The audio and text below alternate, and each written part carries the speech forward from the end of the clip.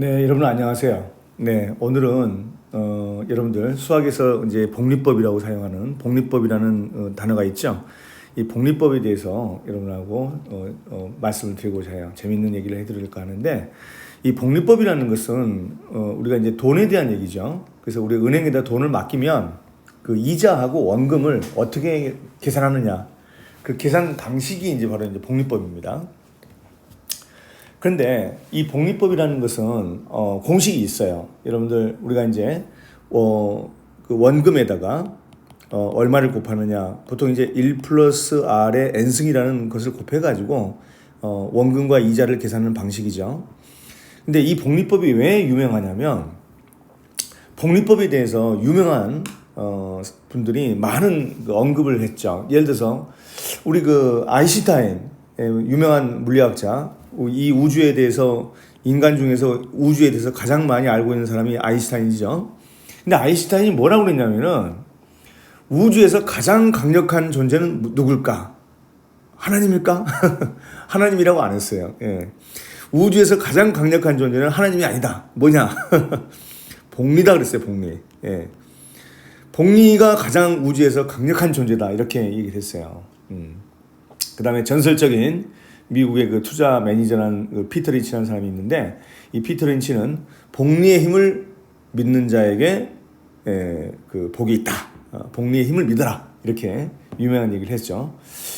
그 실제로 이제 우리가 이 복리법으로 계산을 하게 되면은 미국인들이 맨하탄, 뉴욕의 맨하탄이라는 이 세계에서 가장 비싼 땅이죠. 이 맨하탄을 인디언한테 24달러에 샀다고 그래요.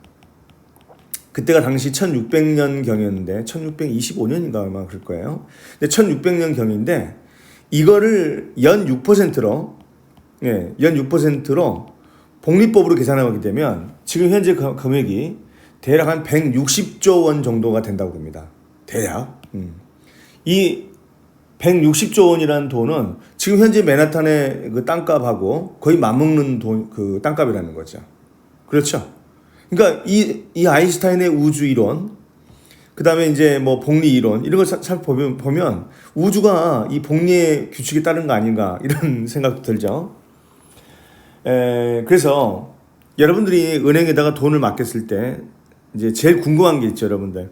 내 돈이 2배로 불어나려면 복리법으로 몇 년을 기다려야 될까? 그냥 안타깝게도 여러분들, 현재 은행에서 이자를 주는 방식이 복리법일까요? 아닐까요? 네, 복리법 아닙니다, 여러분들. 이렇게 위험한 그 이자 계산을, 돈을, 복리 계산을, 근데 보통 이제 대출 같은 거 할 때는 모르겠어요. 자기들이 돈 빌려줄 때는. 그러나 은행에다가 예금을 갖다 할 때는, 예금을 할 때는, 고객들한테 복리로 주지 않습니다, 여러분들. 그래서 보통 은행에서 뭐 복리다, 뭐 펀드 매니저들이 뭐 복리다 이렇게 얘기하는데 그 위험한 얘기예요. 그렇게 얘기하면 안 되죠. 자, 이제 일단 다 각설하고 제일 중요한 거, 내 돈이 2배로 불어나려면 복리법으로 계산할 때 과연 몇 년이 있어야 될 것인가? 그걸 제가 아주 간단하게 계산하는 방법을 가르쳐 드릴게요. 네. 자, 곱셈, 나눗셈만 할 줄 알면 돼. 네, 나눗셈만. 구구단만 외울 줄 알면 돼. 구구단만 외우면 간단한 방법이 있어요. 자, 어떻게 하는지 잠깐 볼게요. 예, 수학적으로 좀 증명이 좀 필요한데요. 자, 원금을 만약에 A라고 한다면 2배는 2A가 되고요. 복리법으로 계산하면 A 곱하기 1 플러스 R의 n승이 됩니다. 자, A는 약분하고, 보통 이제 이런 거 양쪽에다가 로그 잡죠, 여러분들. 예. 근데 이과 학생들은 금방 아는데 자연 로그라는 게 있어요. 상용 로그 말고. 자, 자연 로그를 이렇게 양쪽에다 씌웁니다. 그럼 이제 n이 로그 앞으로 나가죠. 그래서 n을 구해보면, 네. 자, 자연 로그 2 나누기, 그렇죠? 자연 로그 1 플러스 R이 됩니다. 근데 대략 이거를 이제 우리가 그 근사치를 계산해보면 이 자연 로그는 대략 한 0.7 정도가 나와요. 대략. 그러면 이제 이것도 근사해야 되겠지.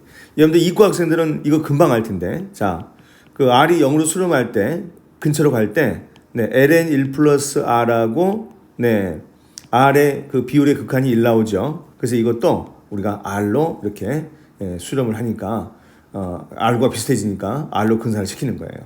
아, 너무 간단하다. 자, 이 R이라는 것은 이제 비율이기 때문에 이율의 단위죠. 이율의 단위인데 보통 이제 퍼센트를 쓰려면 여기다 100을 곱해야 되죠. 그래서 R 퍼센트 그러면은 보통 이제 여기다 100을 곱해야 되니까 분자 분모에다 100을 곱해 가지고 그래서 우리가 이제 R 퍼센트 분의 70이다 이렇게 이제 하시면 돼요. 그런데 이게 이제 숫자가 좀 커지면은요, 이율이 좀 커지면은 0에 가까운 것이 아니라 한 7% 이렇게 좀 이렇게 가까워지면은 좀 커지면은 이게 오차가 생긴다고 그래요. 그래서 약간 이걸 좀 키워줘야 돼. 그래서 나온 법칙이 뭐냐면 72법칙이라는 게 있어요. 여러분 인터넷 찾아보면은 72법칙이라는 게 이제 나옵니다. 여러분들. 자, 예를 들어서 내 돈을요. 연 7%로 만약에 맡겼다. 연 7%. 요즘에 이제 이율이 많이 늘어나니까 연 7%짜리도 있을 거예요. 네.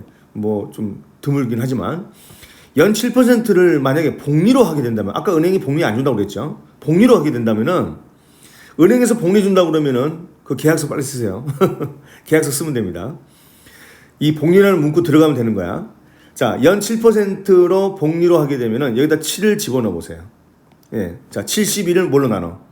71을 갖다가 7로 나누면 약 10년이죠, 여러분들. 10년 후면은 내 돈 10억이 20억 되는 거야. 예. 너무 간단하죠, 여러분들. 예를 들어서 보통 연 4% 이자 준다는 은행은 요즘 많아요. 복리는 아닙니다. 복리 준다 그러면 계약서 쓰자고 그러면 돼요. 그래서 연 4%면은요. 자, 71을 4로 나눠 보세요. 자, 71을 4로 나누면은 어떻게 됩니까? 네, 10, 4에 4, 18년이죠. 18년이면 여러분들 우리가 아이를 낳고 아이가 성장하고 나중에 결혼할 때쯤 되면은 2배가 되는 거 아닙니까? 18년이면.